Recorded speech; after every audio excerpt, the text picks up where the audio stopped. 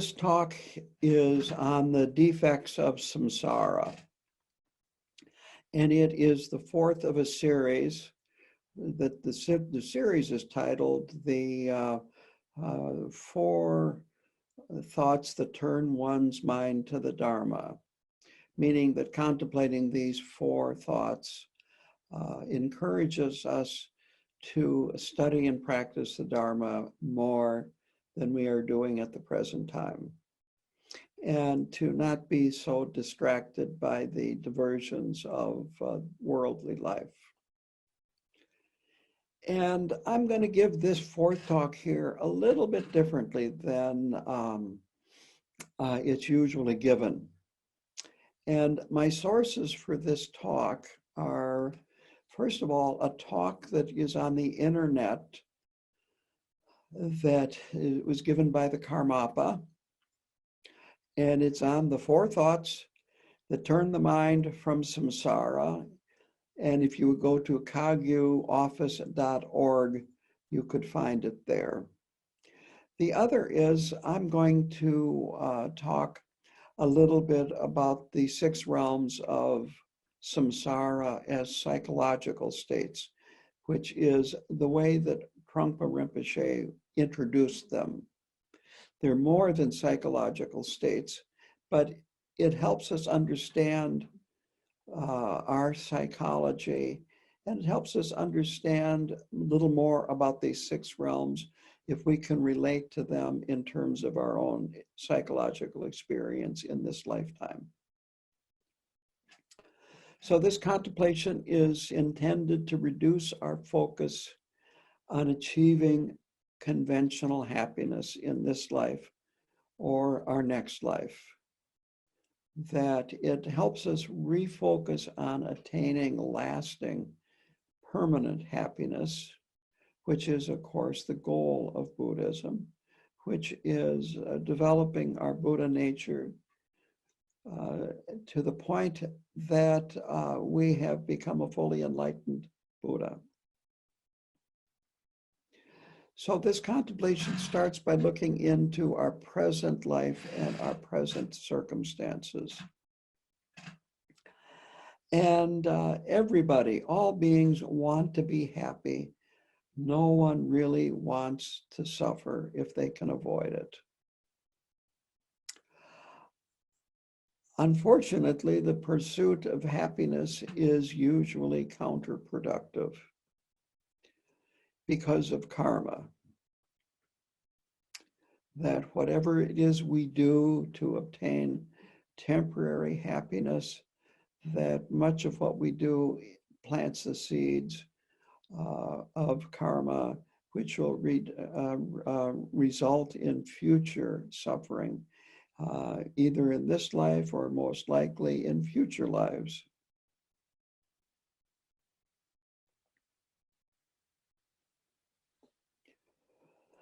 And the paradox is that what actually leads to happiness, many beings feel leads to suffering.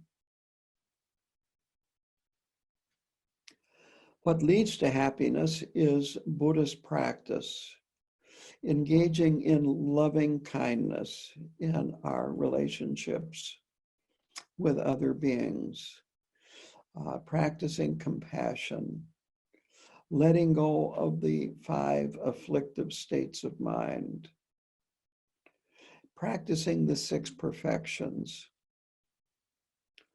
All of these things lead to lasting happiness. They lead to progression, progress on the path. Unfortunately, in the world today, so much is focused on material development, whether it be at a nationwide level or an individual level. But there are limits to what a person or what a country can achieve. And on the other hand, and that is in terms of what a person or a nation can achieve in the material realm. but there are no limits to what we can achieve in the spiritual realm.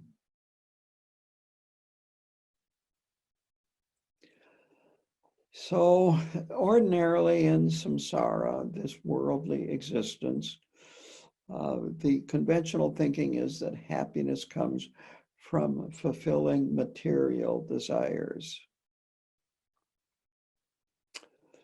But actually, as I mentioned earlier, what we do to accomplish these material desires blocks happiness, and it's causing environmental disaster.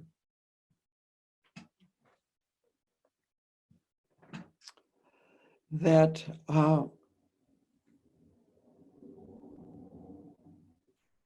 we think that a little bit of physical discomfort is unbearable. And to avoid that, we will be doing things to the environment that will make a little bit of physical discomfort seem pretty insignificant, whether it be climate change, increasing temperatures, storms, natural disasters, and then plain fighting for material resources and so forth. Basically, in samsara, beings are looking for happiness in all the wrong places. So traditionally, they talk about three types of suffering in samsara. The suffering of suffering. And this is the physical pain that is very obvious in samsara. And not only that, it's one thing after another going wrong. It isn't that we have one difficulty that's causing us suffering and pain, and we get some time to work on it, and when that's taken care of, then we're ready for the next one. Is that they come in packs. The car breaks down, and at the same time you get sick. Or nobody expected a pandemic, yet here it is. And this is on top of all the other difficulties that are present in our lives right now, as well as present in the world. So this type of suffering, it's endless. There's never that much of a break between one and another. The second is suffering of change. And this is the suffering of impermanence. And normally what we experience is temporary happiness, but then it changes, it's gone. And now we're longing for the happiness that is gone and try to grasp onto it, recreate it, bring it back. But because of impermanence, happiness will always change. And then we will have suffering. The third is all pervasive suffering. And this is found everywhere in samsara. That's why it's all pervasive. But that we're under the influence of negative actions or the 5 poisons of the mind, ignorance, hatred, attachment, pride, and jealousy. And all of these cause us to be dissatisfied and unhappy. We might get a slight break in it when we attack an enemy, or when we buy something that we're attached to and bring it home. But soon we're back to where we were before. And with this type of all-pervasive suffering, we're not free and we're not independent. We're really under the control of our afflictions. So this is all pervasive suffering, is being under the power of these afflictive emotions. In Buddhism, we define true happiness as liberation from the five poisons, liberation from habitual patterns and karma, and liberation on fixation on a self.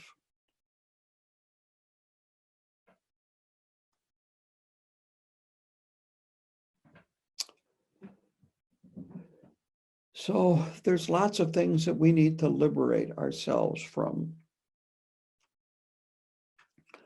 One is, which I think becomes more and more obvious as the years go by, is the power of a consumer culture that it has on us and causes us to lose our independence by persuading us that we need this and we should have that. And that much of this is absolutely not necessary in our lives. That according to His Holiness the Karmapa, what we want is not that important. And what we need is actually very little.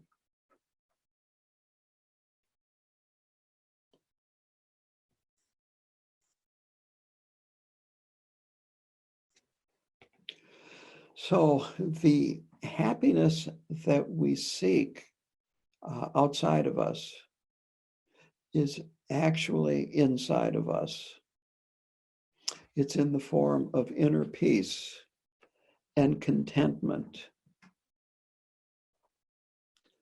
It is found in having loving kindness for ourselves and other beings.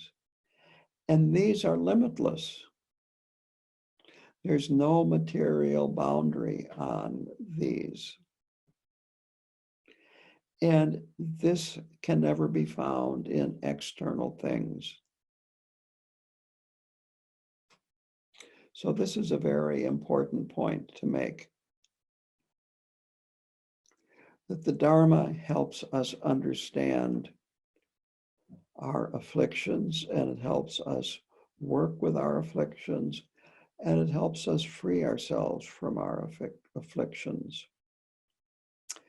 So there are 6 realms in Buddhism, and traditionally the teaching is to go through these 6 realms and understand that no matter which of these realms you are born into, you are not going to find lasting happiness there, and there's always suffering in these realms. But first, I want to go through them in terms of psychological realms that we can experience as we're going through our daily life. You can experience these when you're out shopping. You can experience these realms when you are on vacation. You can experience these realms when you are at work. You can experience them when you are at home with your family. You can experience them when you're at home alone with yourself. Because what they are is our own mental projections. So the realm that is considered the lowest realm, because it has the most suffering in it, is the hell realm. And the hell realm is caused by angry thoughts and angry intentions, harmful words and deeds. The experience of an angry person is that people cannot be trusted. There's a paranoia that is present. Threats are seen where there aren't threats. An enemy could be anywhere. A friend could actually be an enemy. Literally, conspiracy theories. What you see on the surface is not what's really going on, and they're against me. And there is hot anger and there is cold anger. Hot anger is just, you might say, like an explosion, temper tantrum, just getting mad, losing it, blowing up. Cold anger is different. It's more calculating. It's feeling that I can't conquer the enemy at this time. I'm not powerful enough. So I am going to wait. And when the right time is present, I will then attack and conquer the enemy. But in the meanwhile, I'm mad on the inside, and maybe I will just not show it. I'll stuff it. Either way, there's no time to relax, no way to be happy. It's just very, very unpleasant. Pema Chodron says that anger is like drinking rat poison and expecting the rat to die. It just colors your whole experience in a very negative, painful way. The next realm is called the hungry ghost realm. And the emotion that puts us in this psychological state is extreme greed and extreme attachment. That we can't really, or a person in this state of mind can't enjoy what they have because they are not interested in what they have. They're focused on what they don't have. They're focused on what other people have that they would like. They're worried about what they could lose. But instead of experiencing what they have and enjoying what they have, they can't because they're worried about losing it or they're worried about acquiring more. You compare yourselves with others and you just never have enough, not even for a moment. Even as you are out buying a new car and getting ready to bring it home, you're thinking about what you are going to try to acquire next. Or on the way home, you're worried about what you could lose. You're just not focused in the present. So it's a person that is in the hungry ghost realm doesn't enjoy what's going on in their lives. They can't because they're too worried and concerned about acquiring new things or losing what they do have and holding on tightly.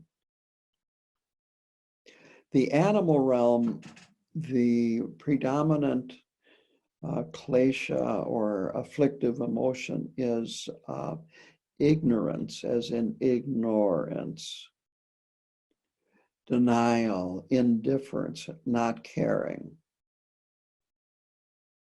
And this is when we're not concerned with the details of our lives. We just keep busy with unimportant things, neglect what's important. If things irritate us in the animal realm, we just kind of pretend that it's not a problem. We distract ourselves. And there's lots of distraction in samsara: shopping, sports, alcohol, sex, TV, social media, on and on and on and on. I haven't even gone to places like Twitter or some of these social media for younger people. But there's no lack of media out there where you can distract yourself and spend. I guess I did not include gaming. On and on and on and on and on. So it's just not caring too much about the details of your life and just going on and on and on and on a very superficial level and basically ignoring much of what's going on in your life. Then there is the what's called the full God realm. And here the emotion is pride, arrogance. And so again, there is a comparison going on here, and you feel that you are much better than others. You're thinking that you are smarter, wealthier, younger, healthier, better looking. Your religion is better, and so on and so forth. And you may have a certain amount of temporary happiness in your life, and things might seem to be going very, very well.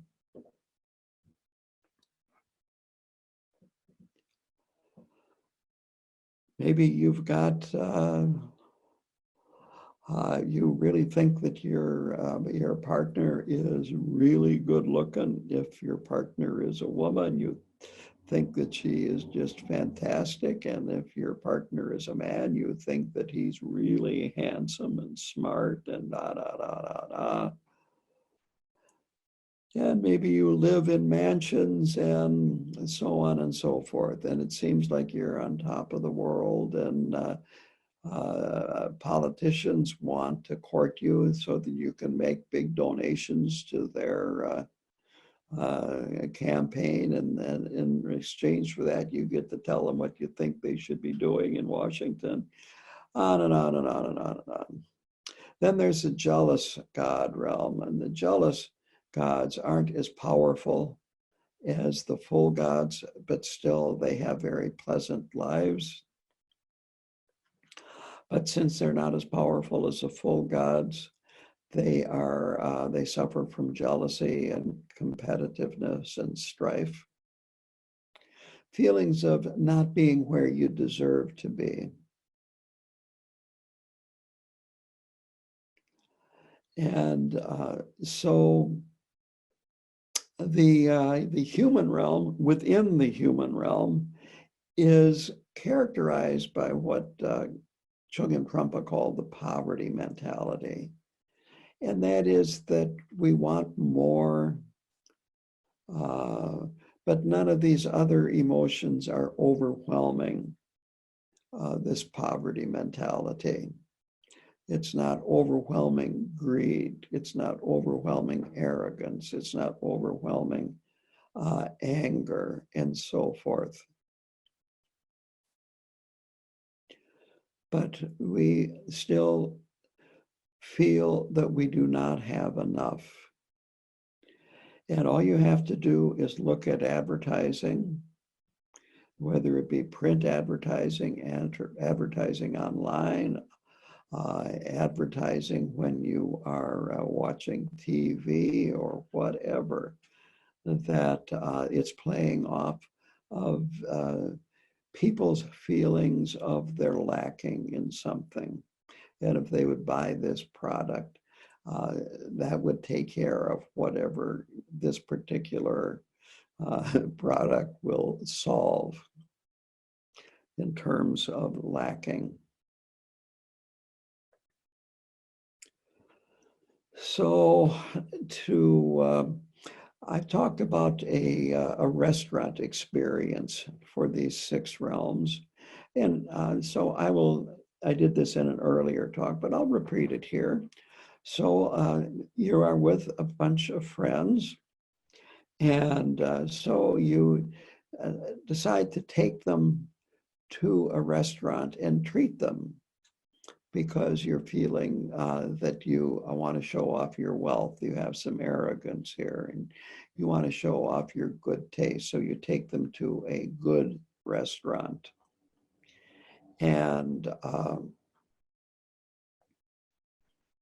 it all starts very nicely because these are friends of yours and you're familiar with the restaurant, and everybody orders what they want to. And then when the food comes, You look at your food and you look at some of the other plates on the table and you think to yourself, you wouldn't dare mention this, I wish I would have ordered that. That looks better than mine. So now you're in the jealous God realm.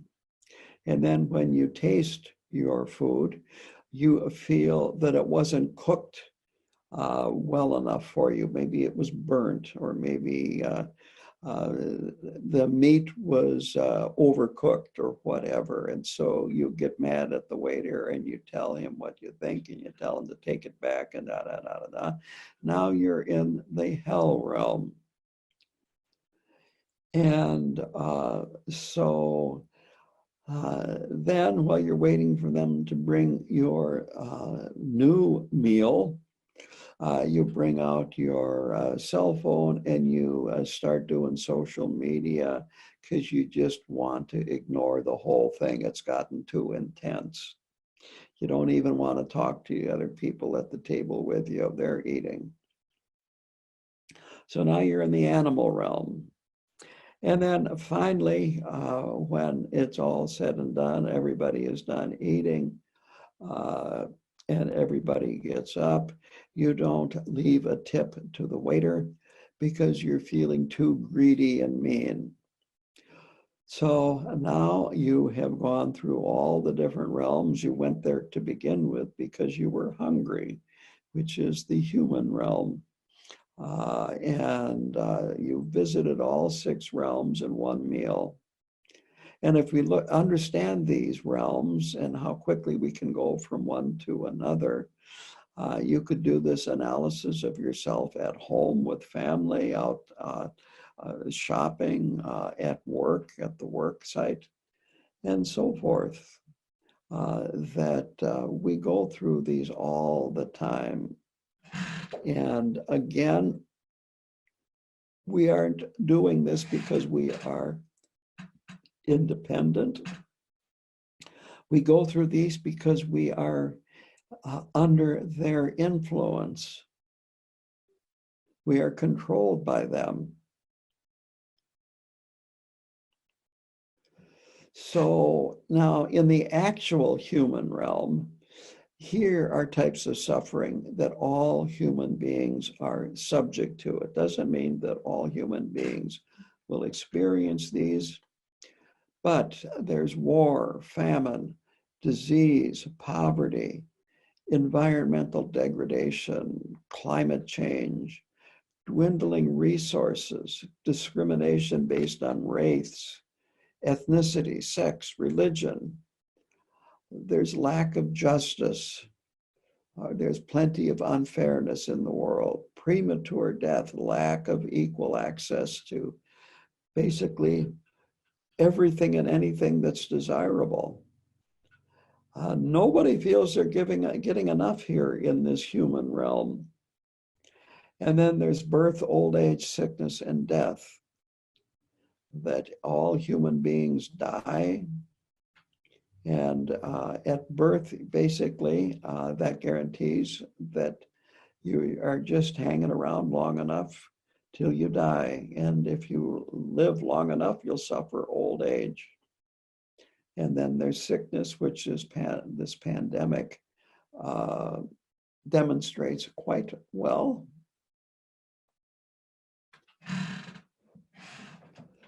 So the point being that no matter what we do in this human realm, in our present life, we're not free. And it will not help us escape. And from samsara, it will not help us gain our freedom. And just to kind of review, the definition of samsara is cyclic existence. And it has no beginning and it has no end. But in our present life, you might say, started it at birth. And then now we have lived for quite a few years, most of us. And we're familiar with sickness. We are perhaps approaching old age if we're not there yet. And old age is not necessarily all that pleasant. My parents lived to 94 and 96, and I saw what it was like to be in your 90s and have Alzheimer's, to have organ failures and so forth, to have no independence and so forth. And then it ends with death, and then we will be reborn again because our mind is beyond birth and death. Our minds have all been around since the beginningless beginning.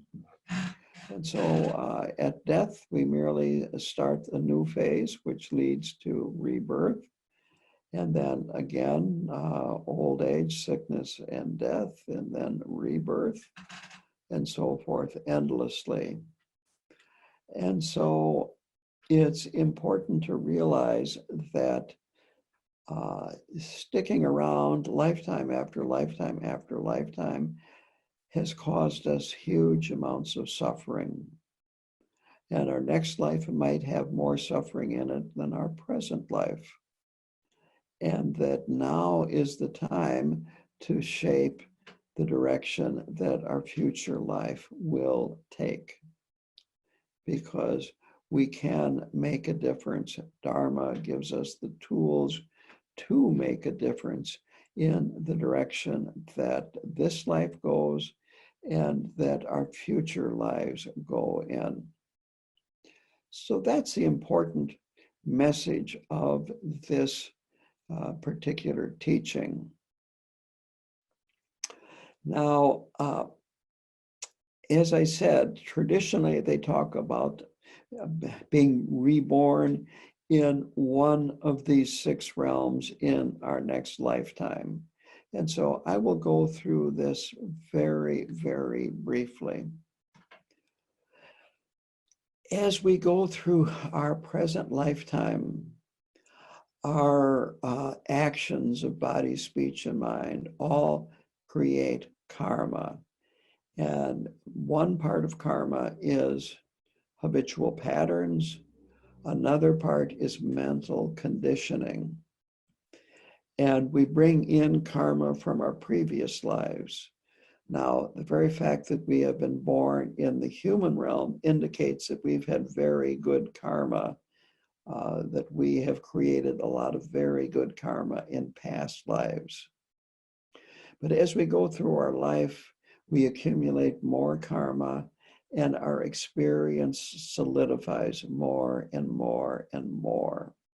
And so if we predominate in this present human life, if our predominant emotion is anger, it can get very solid after we die, and we could easily be reborn in a realm, a hell realm, where it's not something that you would just visit from time to time when you get angry and wouldn't be there when you're not angry. Is that this is your total experience, is threats and paranoia and being tortured and being hurt and being attacked and so forth, and there's no respite. The hungry ghost realm is, again, where the experience gets so solid that when you die and are reborn, what you experience is a very barren landscape where you do not, cannot find the food that you want, the food that you need. Even water is scarce, and so you're continually hungry and thirsty. The animal realm we're familiar with, but if you will observe animals, that, well, the Tibetan word for animal is one that goes hunched over. And the idea is that animals do not have the awareness that human beings can have. that animals might be very alert to danger. They might be very alert to where to find food. They might be very good hunters if they're predators and so forth. But beyond that, there's not much. They don't care about it. It doesn't matter. And needless to say, animals, again, don't have freedom in the animal realm. In the wild, animals are subject to predators unless you are a top predator. But even there, the top predators don't have necessarily easy lives. Even a top predator, a broken leg, a broken jaw, and that could be it because nobody's going to take care of you. And there's famine, and there's disease. But I was watching a robin. I've got a lot of robins out here now that it's getting close to summer. And well, they look very nice and harmless. They are going around my yard looking for worms to kill. And so they're predators. They're not vegetarian. They are predators. And so it's kind of hard on the worms. And that's the way it is in the wild. For domestic animals, animal rights is a huge problem in the world today. It's a huge problem in the United States today, right here in Wisconsin. The way that dairy animals or pigs or chickens or other domestic animals are treated and butchered and so forth. It's not a pretty picture. Domestic animals have a lot of suffering as well. And the two God realms, they are difficult for us to even imagine, but they would be similar to the Greek gods or the gods of Hindu, India, and so forth, or the Roman gods from classical Roman period. Again, to get reborn in a God realm, it requires a lot of virtuous behavior. But the one realm is stained with jealousy, the other is stained with pride, and both of them have a lot of suffering, even though they have a lot of power. And in both of them, you die, and you are able to foresee that you are going to die, and you are powerless to do anything about it. So this is the traditional explanation of these six realms and why you don't want to be reborn in them. The human realm is the one realm where we have enough happiness and enough suffering to want to have more happiness and want to have less suffering, and have the time and leisure to come in contact with the Dharma and to practice it and actually escape from samsara. So the human realm is the best realm. And to kind of wrap this all up, now is the time to practice while you are still able to practice, because you just don't know, due to impermanence, how long your good situation is going to last, how long your body will last. Even if you don't die, it doesn't mean that you can't have your body degrade to the point where you would, let's say with Alzheimer's, not be able to understand the Dharma or not physically being able to practice and so forth. That things change constantly, and we have to work with our good circumstances right now in the present time while we have them.